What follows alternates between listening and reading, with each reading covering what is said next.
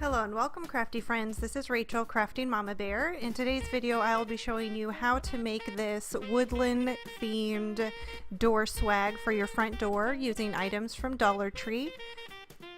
To start, you are going to need one of the Dollar Tree Christmas trees,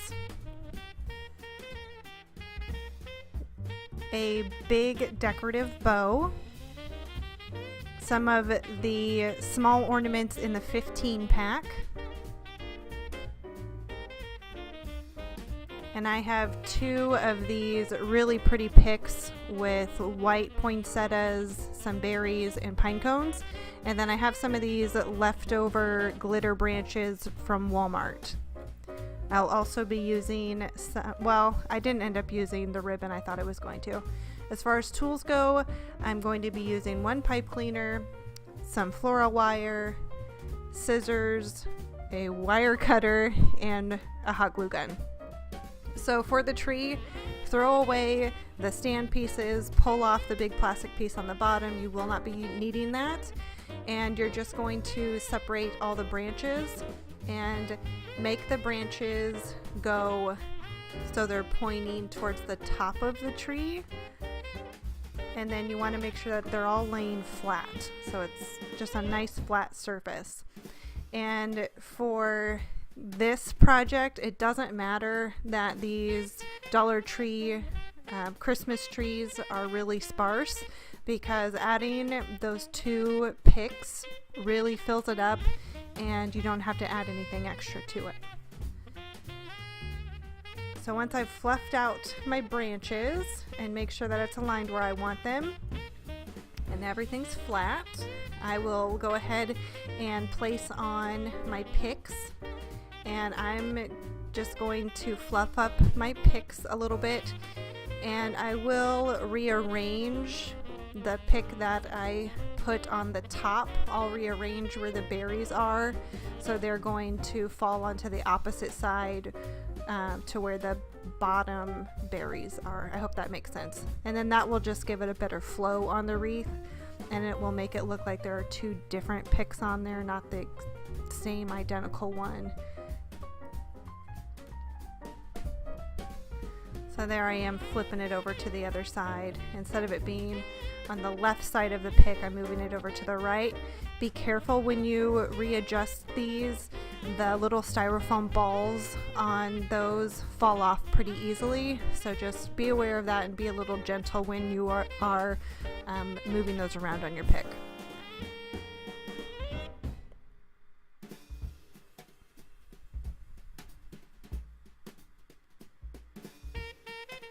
And once I'm happy with where they are going to lay, I'm going to attach both of these picks using floral wire. And I just cut off about 10 or 12 inches of floral wire, and then I wrap it in half, fold it in half, so it's a little bit stronger.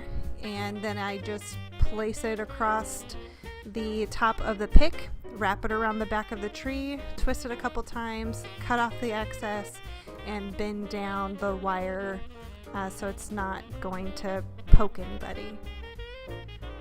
And I believe I added two pieces of wire per pick to ensure that it wasn't going to fall off.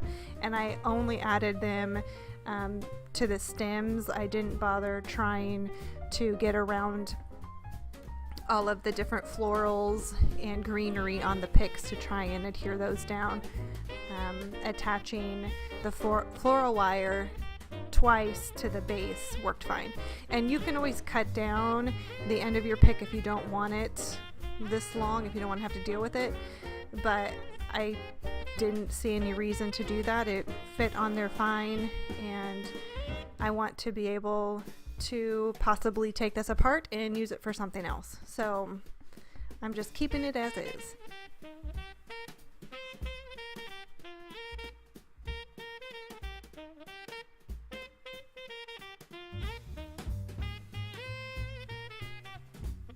Oh, and I forgot to say, I am going to be using a tiny bit of garland. It's just a little bit of extra that I had in my stash that I will be using to cover up some of the metal on the end that goes into the stand. I'll be using 2 small pieces to cover that up, and I'll adhere that down with hot glue.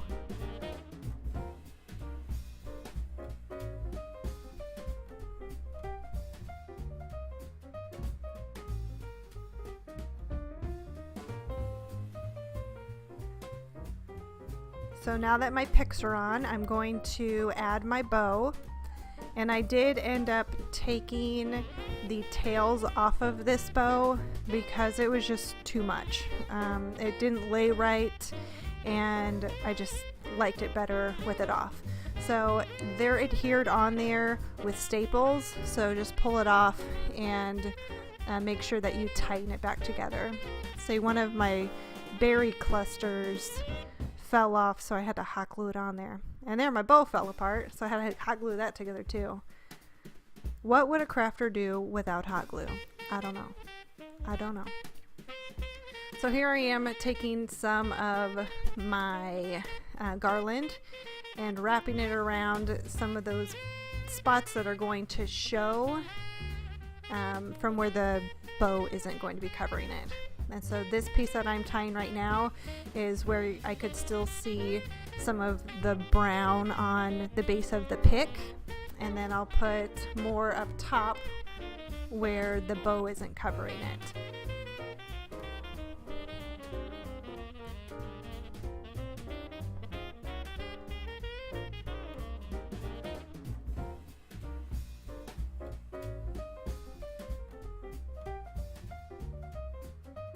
And make sure that you glue these down.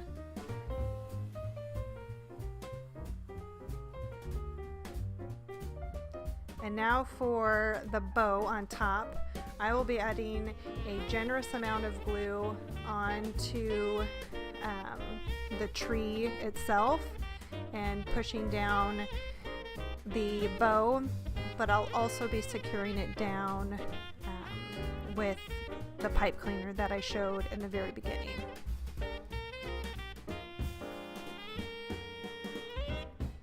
So I took the pipe cleaner, I cut it in half, and now I'm threading it through the middle part of the bow. There's a little gap on the top of them where I'm able to thread it through and wrap it around. The bottom one is just going to be for added security. The top one, I'm going to use it to make a little loop to be able to hang this on your door. So I just twisted it a couple times at the base, left room at the top, and then took the top 2 ends together, twisted those a couple times, and made a loop. So you could certainly leave it here. I thought about just leaving it as is. I thought it was really pretty, but I just had to add more.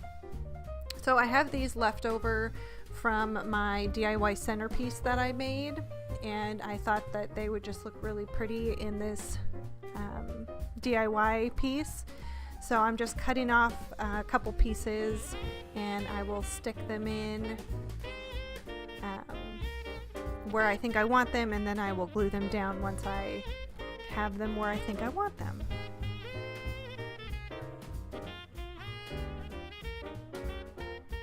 And this just adds a little bit of shine and sparkle because they do have that frosted look on them. And it also adds a little bit of length and some extra texture that I think just really helps pull the door swag together. I really am happy that I used these and incorporated them into this door swag.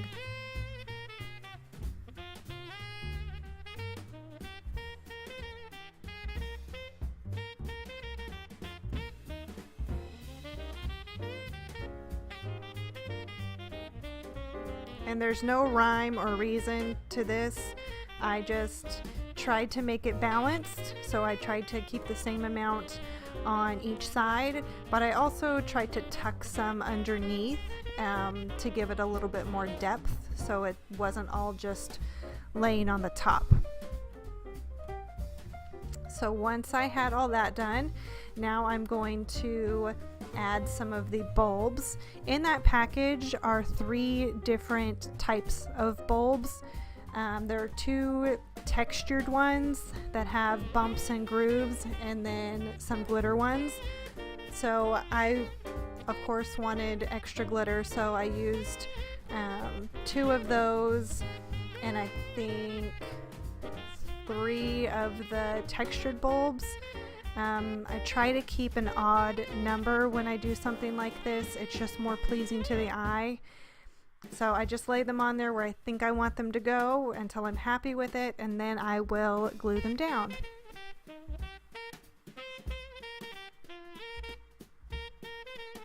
And add a generous amount of glue onto the ends of these. I don't take the ends off. I know some people, when they're decorating wreaths and door swags, they'll take that metal piece off. I think it gives me just added security. I can, and that gives me extra length on my bulb, so I can tuck it in a little bit further than I might not be able to if I take it off. I'm just babbling. It's been a really, really long day, and I've been trying to do voiceovers for like 3 days now, and it just hasn't happened. So I'm glad I'm able to do this for you. So here it is on my door. It turned out really, really pretty. When my husband came home and I showed this to him, he was really excited about it. He really liked that it was still a decorative door piece, but it wasn't a traditional wreath. And I would have to agree. I think this is one of my favorite pieces that I've made so far. So I hope you enjoyed this video. If you did, please leave it a thumbs up. And until next time, bye-bye.